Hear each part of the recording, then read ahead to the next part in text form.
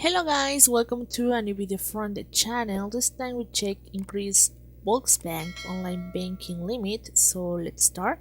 So now change your online transfer limit. You can do it. You can follow these steps to do it. So you can adjust your online transfer limit in several ways. So the first one is up to 20,000 euros.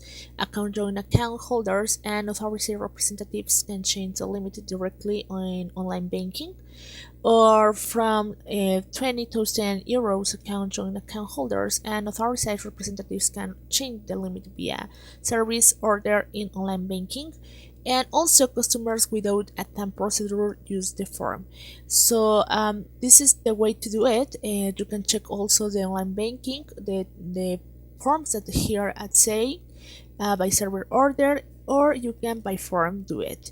So if you wanna by form, you can download the form here and try to move the limits on your Volksbank account. So guys, well, I hope this information helps you. Thank you for watching this video. Remember to subscribe and give a thumb up to this video.